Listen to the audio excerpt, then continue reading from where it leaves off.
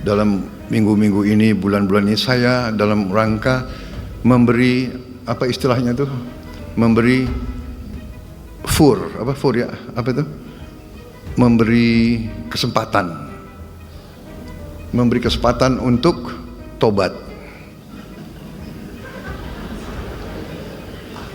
Hai para koruptor atau yang merasa pernah mencuri dari rakyat, kalau kau kembalikan yang kau curi,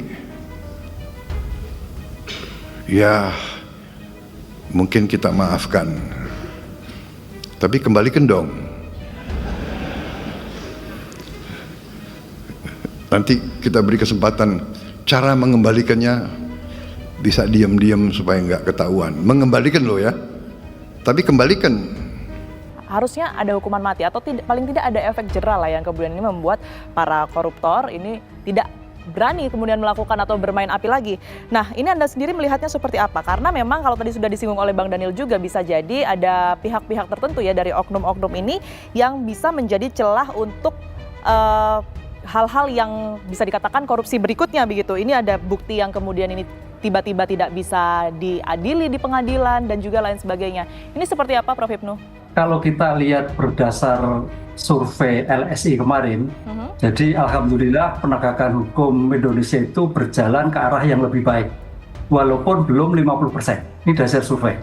Kemudian yang kedua, terhadap efek jera, memang dimungkinkan pidana mati. Tapi pertanyaannya sekarang itu masih menunggu 300-an pidana mati, Mbak Tiara. Di Nusa Kambangan itu ada 237 mati, tapi nggak mati-mati. Nah, ini yang jadi problem lah. Oleh karena itu bisa dilakukan, tapi dalam keadaan darurat ekonomi. Karena pertanyaannya, Indonesia darurat ekonomi atau tidak? Itu yang pertama. Yang kedua, kalau menurut saya itu bisa memaksimalkan pidana yang diancamkan dalam pasal yang didakwakan. Kalau kasus ini nanti terbukti pasal 2, pasal 3, itu adalah maksimalkan 20 tahun dan seumur hidup. Nah, satu. Yang kedua, tindakan ini kan tindakan forgeset handling kalau istilah hukum. Jadi perbuatan berlanjut dari 2018, 2019, 20, 21, itu berlanjut. Dengan demikian, sebagai perbuatan berlanjut ini adalah pidana pokok 20 tahun ditambah sepertiganya. Saya kira itu suatu luar biasa.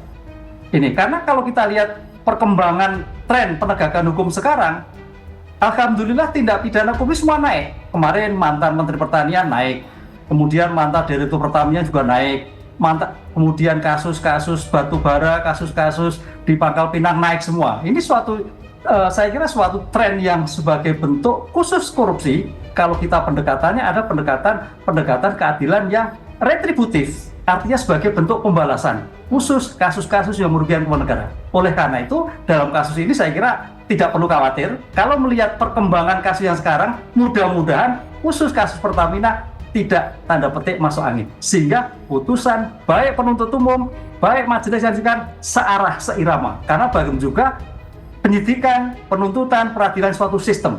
Apa tujuannya adalah untuk keadilan masyarakat? Apa tujuannya untuk memastikan bahwa itu menjadikan efek jera? Apa tujuannya untuk mengembalikan aset-aset yang dikorupsi dari suatu tindak pidana korupsi? Begitu Mbak Tiara. Baik, tanda petik tidak masuk angin begitu ya Bang Sor. Mbak Tiara tadi bagus Prof. Hipnu menyebutkan ada 30 yang sesungguhnya menunjukkan tidak mati-mati aja gitu ya. Yang 30 ini saya bisa pastikan ini kemungkinan besar adalah teroris kalau tidak narkoba. Bukan korupsi ya? Bukan korupsi. Mbak Tiara, dalam konteks hukum kita, korupsi itu juga disebut extraordinary crime. Dan kalau saya merumuskan sekarang yang paling mengerikan, korupsi ini yang kita bilang itu ada liga sekarang ini Indonesia.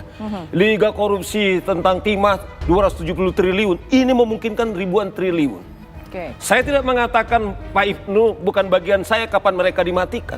Tetapi jahatnya korupsi ini, katakanlah saya menganalisa apa yang di konstruksi jaksa. Mereka ini telah mendapatkan gaji yang sangat sempurna di atas rata-rata orang Indonesia sebagai warga negara. 1 miliar ya? Dan dia, dan dia yang menentukan penentuan ini harga. Dan ini disikat gitu loh, tanpa ada upaya yang lain. Kalau teroris dia, kemungkinan kalau dia terbukti dia akan dimatikan. Ya, kalau juga narkoba ketahuan, kemungkinan juga dia mati. Jahatnya korupsi ini, Dia nanti di depan AC, kemudian dikola oleh staf-staf, dan dia memutuskan itu di tangannya. Tapi sudah ada jaminan tadi Oleh bahwa karena untuk itu kasus soal nggak Pertamina, segera dia dimatikan, Oke. maksud saya adalah bahwa kejahatan ini adalah sekarang kita harus declare. Ini kejahatan yang pertama. Pak Ibnu, saya kira sekarang kita dalam keadaan ekonomi yang susah, Pak. Saya kira kategori apakah ekonomi kita susah, Pak. Sekarang orang teriak-teriak di jalanan untuk sekedar makan ini, Pak, di setiap tikungan. Itu kita lihat telanjang. Saudara-saudara kita yang sekarang ini tidak dapat kerja, bahkan di PHK, sangat luar biasa. Tapi ada saudaranya masih mampu mengambil. Terlepas nanti apakah segera dieksekusi, tapi menurut saya ini akan segera kita lakukan. Bahwa kejahatanmu itu adalah kejahatan yang extraordinary crime. Memiskinkan 280 juta rakyat Indonesia, termasuk 3 narasumber, Pak Ibnu dengan juga Daniel. Setiap hari kita pergi ke pom bensin, kita dibayangi ketakutan. 280 juta Indonesia adalah korban peristiwa ini. Jadi ekonomi kita terguncang. Nah, oleh karena itu apakah segera mereka tidak ditembak, dimatiin, soal lain. Tetapi usul saya, Pak Daniel, segera mereka tempatkan nanti mereka di mana lapas kita yang paling keras. Mereka harus di situ, tidak seperti yang sekarang ini di Sukamiskin, mereka masih seperti fasilitas yang lain, sehingga perlakuan mereka sangat khusus, sehingga liga-liga ini akan terus terjadi. Baru yang kedua menurut saya adalah melalui diskursus ini, Mbak Tiara, RUU perampasan aset, Bro Daniel, ini segera didorong pemerintah segera diundangkan, sehingga para koruptor ini kemudian hasil-hasil ini segera dirampas pemerintah untuk memulihkan ekonomi atas kerusakan mereka ini gitu loh. Jadi sepakat saya Pak Ibnu, memang sekarang ada 30 ngantri. Tetapi koruptor-koruptor ini juga mereka juga melakukan suatu kejahatan yang sangat luar biasa. Mereka juga harus diperlakukan begitu, Muadil. Apakah segera mereka ditembak soal lain, tetapi sebagai rasa keadilan kita. Kasus ini 287 rakyat Indonesia juga mendapatkan korban atas peristiwa ini. Harus ditindak tegas, begitu ya artinya ya Bang Sahoir. Bang Daniel, kalau Pak Prabowo sendiri ini melihat seperti apa sih dan juga sejauh mana begitu ya hukuman atau paling tidak efek jera yang nantinya akan diberikan kepada para koruptor? Karena memang kalau saya boleh mewakili publik, Bang, ini publik juga resah adanya statement beberapa waktu yang lalu ya berkaitan dengan koruptor ini tidak harus dihukum mati atau tidak harus dihukum bahkan, tapi asal bisa mengembalikan uang-uang yang sudah dikorupsi pada saat itu. Nah, ini seperti apa Bang Daniel? Iya, Mbak Tiara, pertama posisi Pak Prabowo adalah posisi kepentingan nasional dan kepentingan rakyat. Artinya penegakan hukum harus berkeadilan dan memenuhi rasa keadilan masyarakat. Itu yang paling penting posisi presiden.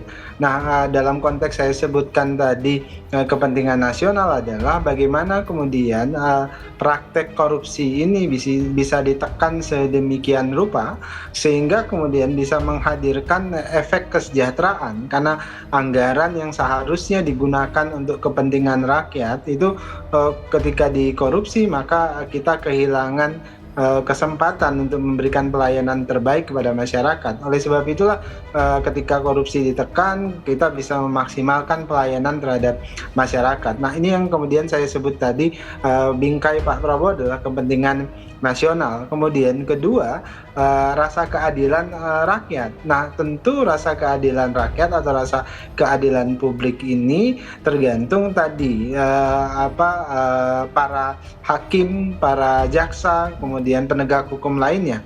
Nah, porsi presiden selalu mengingatkan agar para hakim, jaksa, penegak hukum lainnya itu berlaku adil. Jangan sampai kemudian justru para penegak hukum yang bersikap tidak adil malah justru koruptif. Nah, itu yang selalu diingatkan oleh presiden. Saya mengikuti seluruh beberapa sidang kabinet yang dipimpin oleh Pak Presiden, dan Presiden selalu mengingatkan polisi, selalu mengingatkan kehakiman, selalu mengingatkan jaksa dan sebagainya. Nah, terkait porsi dan bagaimana bentuk hukuman yang bisa disampaikan atau diberikan kepada para koruptor, tentu para penegak hukum, kemudian tadi saya sebutkan jaksa, hakim yang paling tahu dan paling tepat memutuskan itu. Yang jelas Pak Prabowo akan memimpin proses perlawanan terhadap praktek korupsi dari dalam pemerintahan, kemudian memastikan penegakan hukumnya yang adil.